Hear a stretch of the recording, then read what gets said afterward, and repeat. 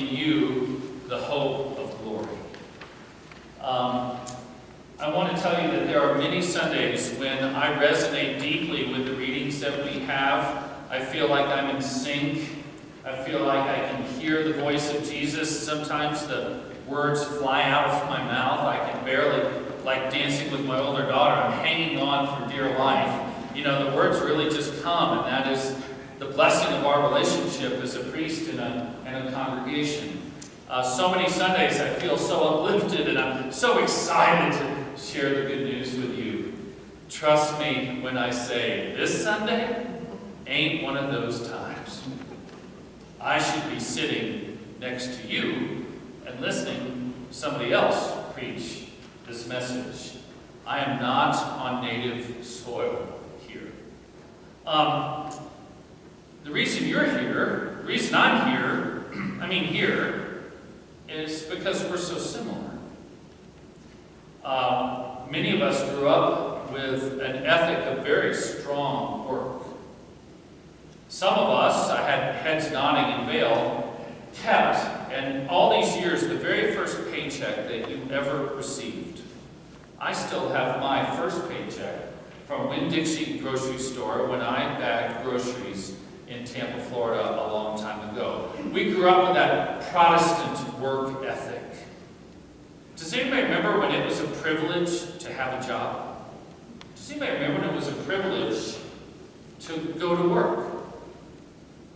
When work was elevated, it was respected, it was esteemed. And I know that you wouldn't be sitting here if you didn't have that work ethic. No one was transferred to Vail in a company, as far as I can tell. Very few of us were born here. So you got here by the sweat of your brow and the arch of your back. I believe most of us. Well, friends, get ready for the minority report from Jesus. First thing when I see this gospel reading from Martha and Mary always is that horrible sign that the Nazis hung over the Buchenwald concentration camp. I believe over Auschwitz as well. My German is not so good. Everybody in Vail spoke German this morning. They all knew it. Does anybody know in German what the sign says? Anybody remember? In English, the sign is, to work is to live. Or alternatively, work will set you free. What a blasphemous statement. The Nazis understood that this directly contradicted the Torah, the Jewish teachings, our Old Testament, where God blessed human life. He created men and women both to reflect His image. In the image of God, Genesis says, He created man and woman. That we are given value simply because of the breath of life that God's Spirit breathed into us. That we are valued because of who we are as God's beloved children. Not because solely of what we produce. This is a fundamental truth. It's an axiom of the spiritual life. It's taught throughout the Old and New Testaments that we are loved because we are beloved children of God. And we were created in love, by love, for love. And the Nazis took that and perverted this idea so that if you were elderly, if you had mental illness, if you were sick, if you were exhausted, if you could no longer work every single day until you dropped, you were executed. And they were done with it. This is the horror of the brutality of the Holocaust. Now, I want to tell you that despite the Bible's best efforts, despite thousands of years of history, I still meet people, and I myself, if I'm really honest about it, really believe that I am valuable because of what I produce. And if I stop producing, I'm less valuable. You see, I'm a big Martha fan. I'm totally Martha, which is why this sermon is so ironic coming out of my mouth. Everyone should laugh. When I was new in the valley, I got a nickname. I earned it. I was quite proud of it. It was Breathless Brooks. Because I thought that the more people I could see in a day, the more phone calls I could make, God Almighty forgive me, the more emails I could send, somehow God loved me more. I was more valuable to all of you. And if you saw me zipping back and forth somehow, you'd say, cool, that priest actually is doing something. Despite reputations, we only work on Sundays. That's not true. Look how valuable he is to the community. And I also thought that was sin number one. Sin number two was, I thought the faster I went, the better it would be. Like the more I could do to help God out. You know, because God really needs some help.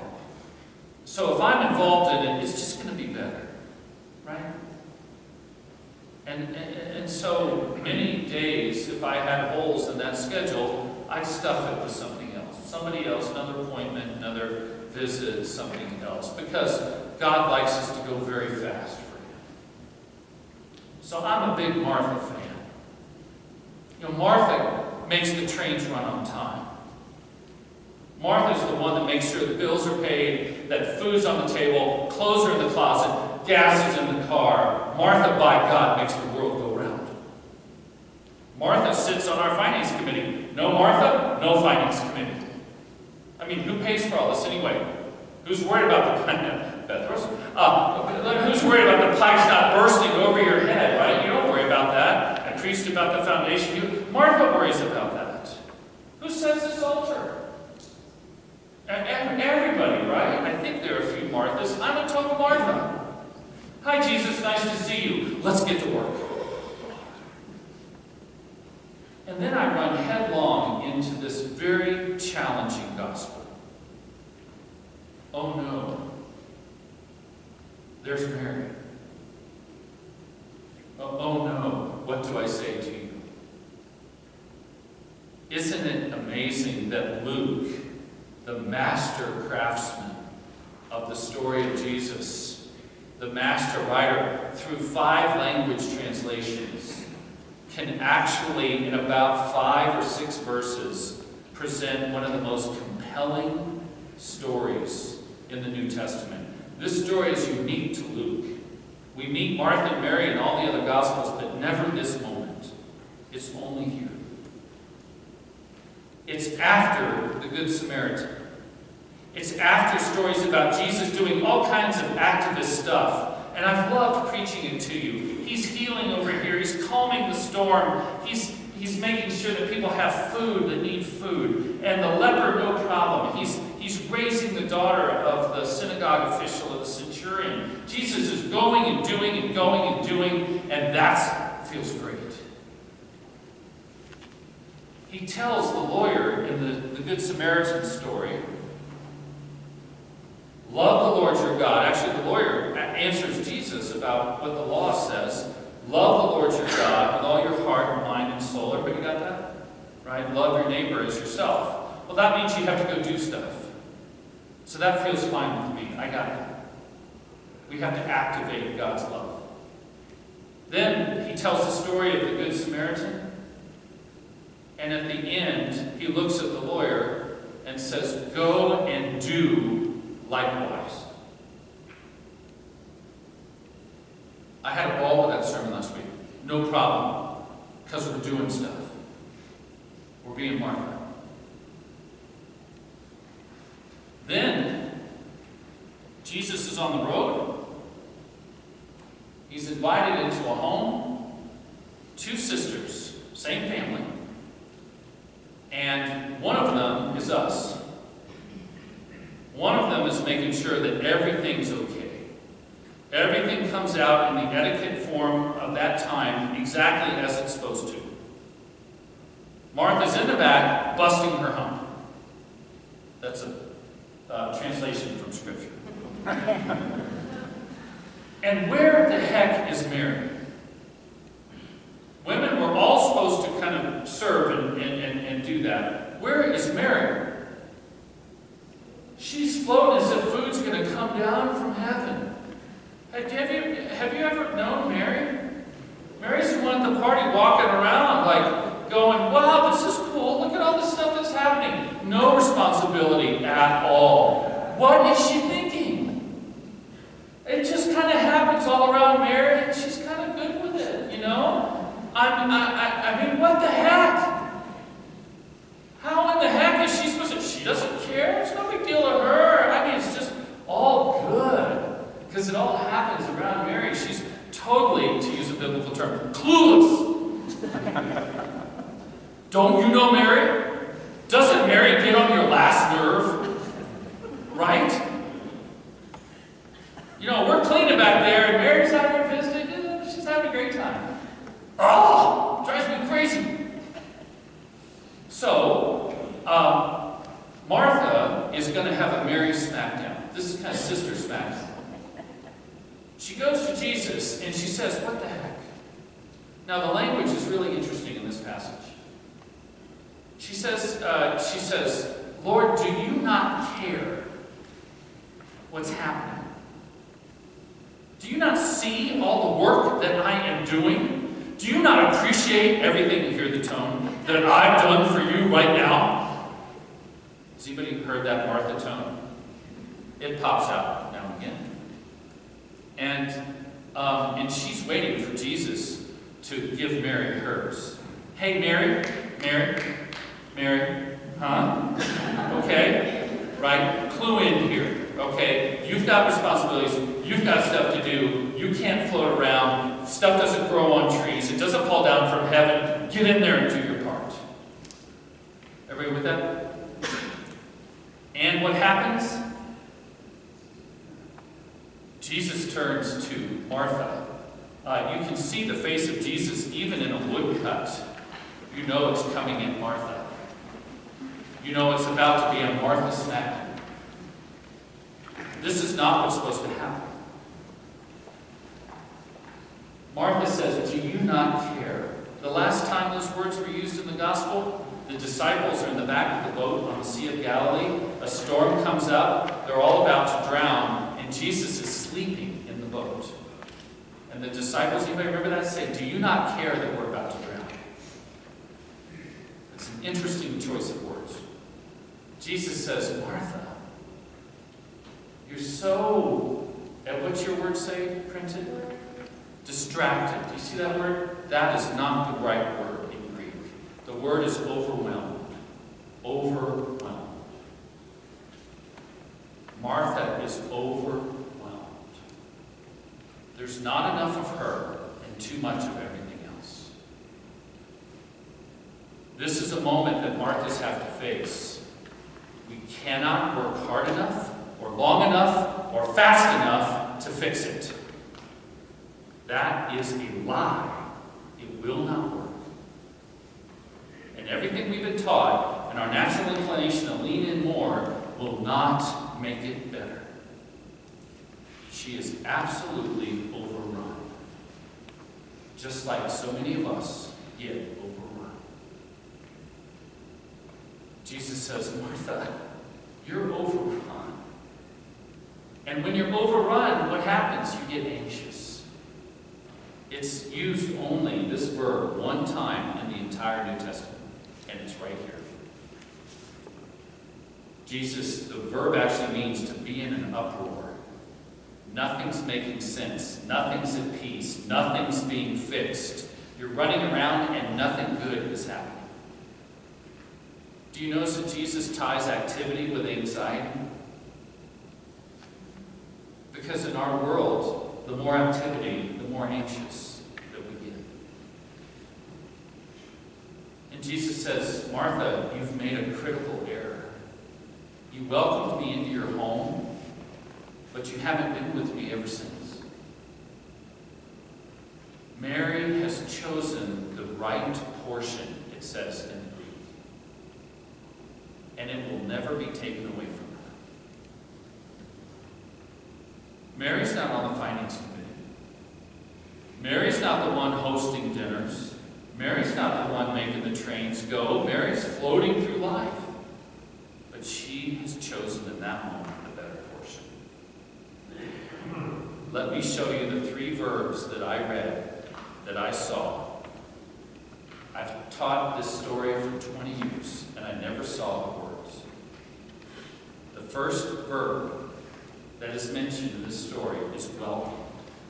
Do you see where Martha welcomed Jesus and invited him into her home? When was the last time I put Jesus on my Outlook calendar and asked him to stop by? My Outlook calendar is full of your names. You're great. But don't you think the priest should probably have Jesus on the calendar? Maybe on a daily basis? When was the last time I stopped and invited Jesus into my life, into my home, into my marriage, into my family, into my heart, into my soul? I can't honestly tell you that. Can you? The second verb that jumped off, I never saw it before. I've read it 100 times. What does Mary do with Jesus? What does she do, actually? She does Mary. It's shocking. She actually does something. She sits. Are you kidding? When you sit at a party, you ain't working. You're not in charge. You're not responsible. She sits at the feet of Jesus. She's not producing diddly squat. She is sitting at the feet of Jesus, like a student with a teacher, like a child with a parent. And what's the final word? I'm sorry, what'd you say? Oh my God, you've got to be kidding me. She tells Jesus all of her heart's desires. She gives Jesus the list of people to heal. She tells Jesus to cure the world. No. She listens to her Lord.